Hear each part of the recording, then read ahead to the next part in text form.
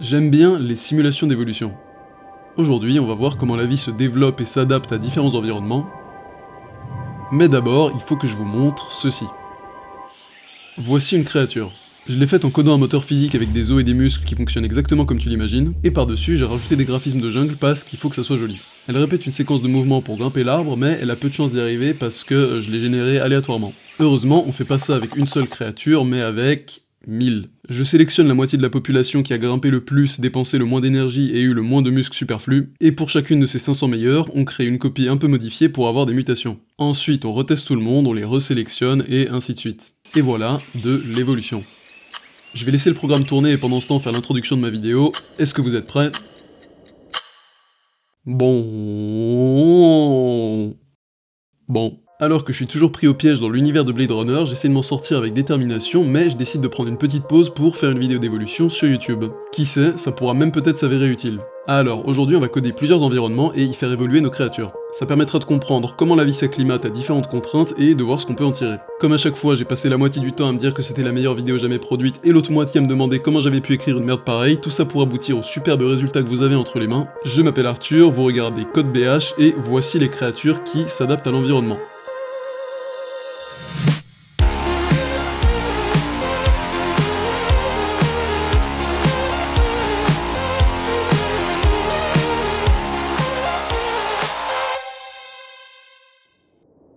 Après cette jungle, j'ai envie de créer une sorte de monde froid où nos lézards devraient s'adapter à la grimpe sur une surface glissante. Pour commencer, on va donc modifier notre moteur physique pour introduire la mécanique de glisse, et ensuite on fera des graphismes de monde de glace. Pour l'instant, quand une créature grimpe, lorsqu'elle ferme sa petite patte, le code force sa vitesse à 0 pour que le point reste bien fixé dans le mur. Vous voyez, là j'ai isolé un point fixe, je peux tirer dessus tant que je veux, ça va pas bouger. On va commencer par dire que lorsqu'on applique une force sur un point fixe, à la place de juste l'ignorer, on crée une contre-force symétrique et opposée qui serait la friction du mur. Maintenant, si je tire sur le point, techniquement il est plus vraiment fixe, mais il bouge toujours pas simplement parce que les forces s'équilibrent parfaitement. Et ensuite, pour permettre la glisse, on pose simplement une borne supérieure à la friction. Comme ça, tant qu'on tire pas trop fort, le point reste immobile, et si on force plus, il se met à bouger. Avec cette modification, on va contraindre les créatures à éviter les mouvements brusques pour pas glisser. Maintenant, il faut faire le design du monde de glace. Le souci, c'est que faire la jungle, ça m'avait déjà pris un moment, et j'ai la giga flemme de repartir pour 50 heures de design graphique. Heureusement, j'ai plus d'un tour dans mon sac. Allô, oui, bonjour, c'est Rémi à l'appareil. Salut Rémi, comment ça va? Dis-moi, tu bosses bien dans le design graphique, toi? Pourquoi tu dis ça? Tu sais très bien que je suis chasseur de tête dans les matières Ah, premières. super, bah justement, j'ai besoin de graphisme pour ma prochaine vidéo, tu veux bien m'aider? Mais je viens de te dire que... Oui, bon, ok, je peux t'aider. Merveilleux. Alors, il me faudrait un paysage enneigé avec des montagnes, des arbres et un pic de glace au centre, Oui. en 2D mais avec plusieurs couches pour faire un effet de perspective, et le tout dans un style simple et géométrique. Un plagiat du monde de neige de Mario Bros dans un design d'enfant de 8 ans avec 2-3 sapins et une stalagmite géante, c'est noté. Parfait, tu peux m'envoyer ça par mail. Et d'ailleurs, tu vas me payer cette fois ou tu vas faire comme d'habitude et trouver un prétexte merdique pour échapper Ah, à cette attends, je obligation? t'entends pas bien, je crois que ça a basculé sur les écouteurs. Allô? Je t'entends pas, je vais raccrocher. Allô? Ah, quel charmant jeune homme ce Rémi. On peut pratiquement lancer notre monde de glace, mais d'abord, on va aller voir ce qui se passe du côté de la jungle.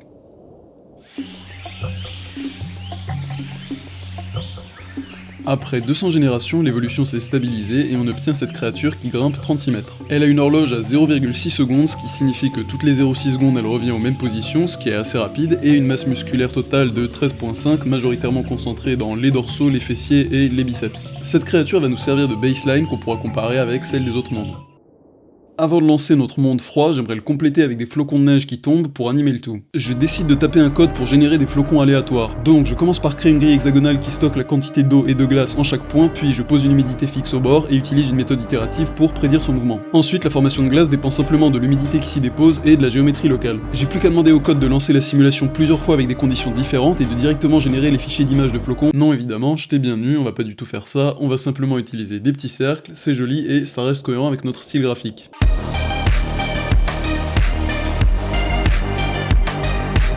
Je peux maintenant mettre tout ça ensemble et on a fini notre monde de glace.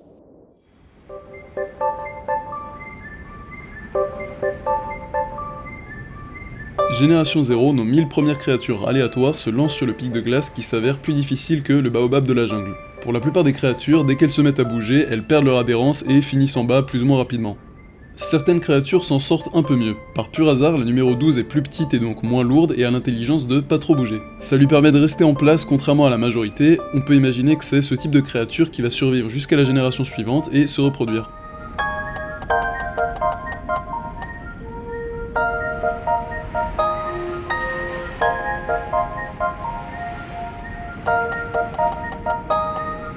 Après 20 générations, la meilleure créature est celle-ci. Une mini créature toute mignonne qui grimpe un peu plus d'1 mètre. On dirait bien que c'est l'économie de poids qui l'a avantagée. La deuxième créature est une créature flemmarde qui se contente simplement de pas dépenser trop d'énergie pour faire un score correct. Pareil pour la 3 et la 4, et la 5 est de nouveau une petite créature qui grimpe.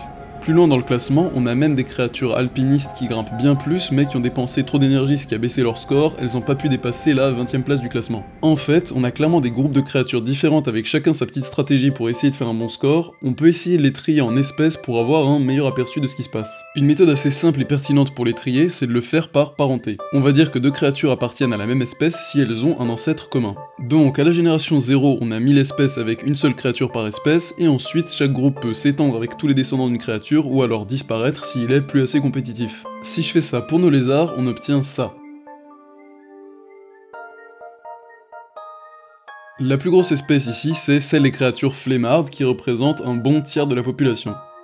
Ici, c'est les alpinistes qui dépensent beaucoup d'énergie. Et cette espèce ici, c'est celle des mini-créatures qui contient la numéro 1 du classement. C'est un petit groupe qui va probablement grandir vu qu'ils ont fait les meilleurs scores du moment. D'ailleurs, pour voir l'évolution de ces espèces, on peut les représenter sur un graphe en fonction du temps. Ici, ce turquoise sombre, c'est les créatures flemmardes qui ont fait quasiment qu'augmenter depuis le début, ici en gris clair, c'est les alpinistes, et cette tranche rose, c'est les mini-créatures. On voit aussi cette tache bleue, c'est des créatures qui ressemblent à ça. Elles avaient réussi à faire des scores corrects, mais elles sont plus compétitives et donc sont en voie de disparition rapide.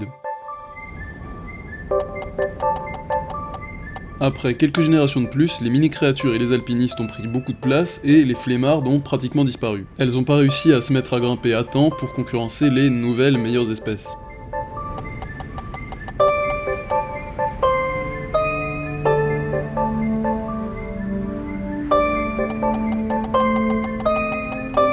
Nous voilà à la génération 55, toutes les autres espèces ont disparu et il reste plus que des mini-créatures et des alpinistes qui se partagent chacune plus ou moins la moitié de la population. Les alpinistes viennent de dépasser les 10 mètres et les mini-créatures sont autour de 8-9.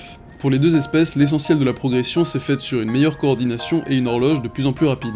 On les voit plus trop glisser, ce qui est un bon signe, mais je trouve les mouvements encore assez saccadés, donc je pense qu'il reste de la marge de progression. Vous pouvez prendre votre pari sur qui entre les mini-créatures et les alpinistes finira par gagner, je vais laisser le programme tourner tranquillement jusqu'à la génération 200 pour que les créatures se perfectionnent, et pendant ce temps on va passer au monde suivant. Pour le troisième environnement, j'aimerais faire un monde de thème volcanique avec une gravité plus forte qui va tester nos petits lézards. Comme pour la glace, la première étape ça va être de modifier notre moteur physique. J'ai choisi de modifier le code pour augmenter la gravité de 50%, ce qui va être assez difficile, mais je vais malgré tout m'y essayer puisque je peux compter sur mon excellente compréhension des dynamiques gravitationnelles et ma grande expérience de programmation.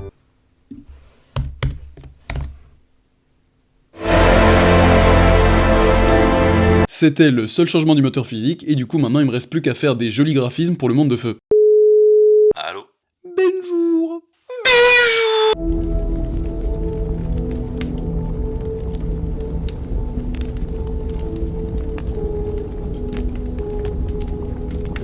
Et ça y est, on a terminé le monde de feu, on peut dire que c'est allé vite, là on a été efficace. Juste avant de le lancer, on va aller voir comment s'est terminée l'évolution dans le monde de glace.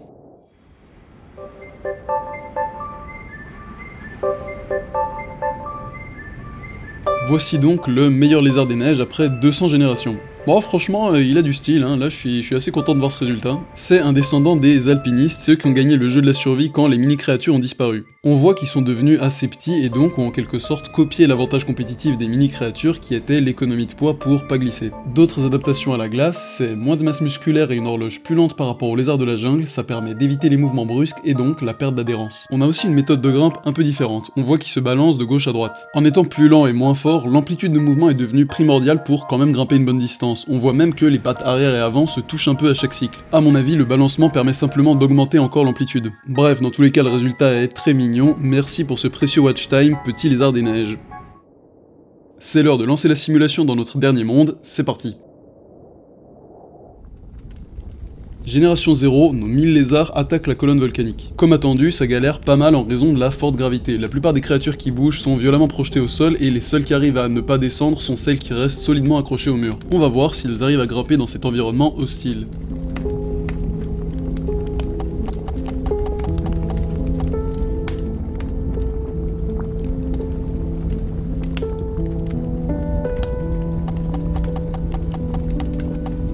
Au bout de 20 générations, on observe que ça semble toujours pas grimper. À ce stade, je me suis demandé si j'avais pas exagéré la gravité. Dans ces simulations, les créatures commencent souvent par faire uniquement de l'économie d'énergie avant de se mettre à monter, mais s'il y a trop de gravité, elles pourront jamais évoluer vers la grimpe. Pourtant, j'avais fait des savants calculs avant de lancer la simulation justement pour éviter ça, mais peut-être qu'on n'est pas à l'abri d'une brèche temporaire dans mon génie. Quelques générations plus tard, on a enfin une créature qui se met à grimper. C'est pas grand chose, mais ça montre qu'on aura bien une évolution intéressante. On peut faire un tour des principales espèces, ici c'est celle que je viens de vous montrer, puisqu'elle grimpe surtout avec ses pattes arrière, on va l'appeler comme ça. La plus grosse espèce ressemble à ça, c'est une espèce qui s'était bien optimisée pour l'économie d'énergie, donc on voit qu'elle grimpe un tout petit peu, mais qu'elles sont en retard sur l'espèce patte arrière. Et pour toutes les espèces restantes, c'est encore purement de l'économie d'énergie. 10 générations de plus et on a une progression assez nette, ça grimpe 2-3 mètres sans problème. La créature que vous voyez appartient à la grosse équipe qui était un peu en retard mais qui a bien gagné en force et réussi sa transition vers la grimpe. D'ailleurs, elles utilisent surtout leurs pattes avant, donc dorénavant on va les appeler comme ça. Si je vous montre le graphe, elles sont ici en pourpre, on voit qu'après avoir pris un petit coup, elles ont pu garder une majorité stable. Et ici en brun, c'est l'espèce patte arrière dont la meilleure créature ressemble à ça, ils ont gentiment pris de la place dans la population puisqu'ils étaient les premiers à développer de la grimpe. Les espèces restantes avaient pris trop de retard et donc c'est la voie d'extinction sans trop de surprise. La progression s'est nettement accélérée. On a l'espèce patte arrière qui occupe maintenant 2/3 de la population. L'espèce patte avant sont donc en diminution, ils ressemblent maintenant à ça. Comme pour la glace, toutes les autres espèces ont disparu et on se retrouve à nouveau avec un match entre les deux plus gros groupes, ce qui réduit la variété des stratégies représentées. Est-ce qu'on peut voir là-dedans une métaphore critique de l'étroitesse conceptuelle que provoque la tendance au bipartisme idéologique des systèmes de vote dans les grandes démocraties occidentales ? Non, je pense que non, abuse pas mec. Vous pouvez à nouveau essayer de prédire quelle espèce va gagner, patte arrière qui domine maintenant la population, ou patte avant qui est plus élégant mais qui a un peu de retard.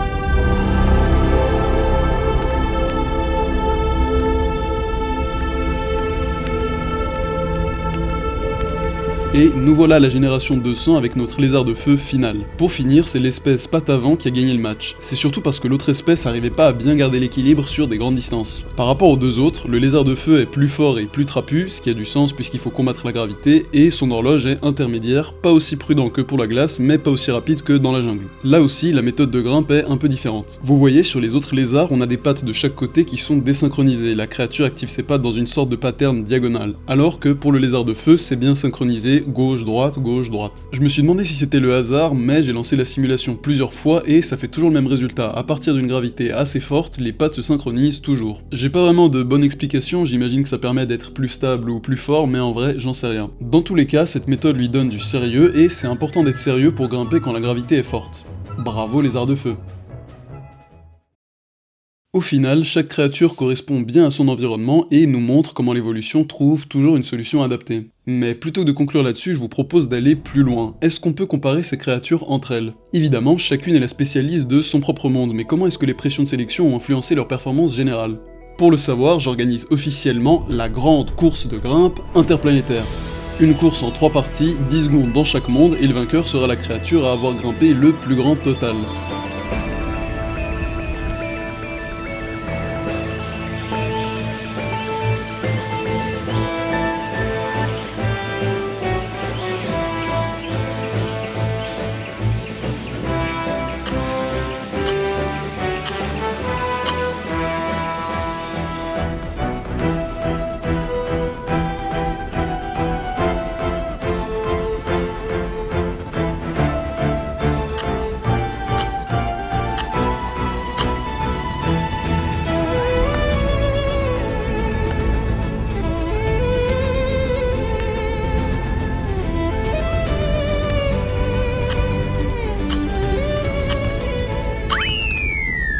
Et c'est donc le lézard de feu qui arrive en première position. On dirait bien que plus les créatures ont évolué dans un environnement difficile, plus elles ont fait une bonne distance totale. Le lézard de feu grimpe pas tant que ça chez lui, mais il a pu maintenir une performance stable sur toutes les îles. Alors que celui de la jungle qui grimpe davantage dans son monde était pas préparé à des contraintes supplémentaires. Et c'est peut-être ça la leçon de cette simulation. Un environnement paisible, c'est plus sympa, mais ça peut laisser sans défense quand les choses se compliquent. alors que l'adversité est plus difficile à endurer mais rend plus résilient et donc plus viable sur le long terme.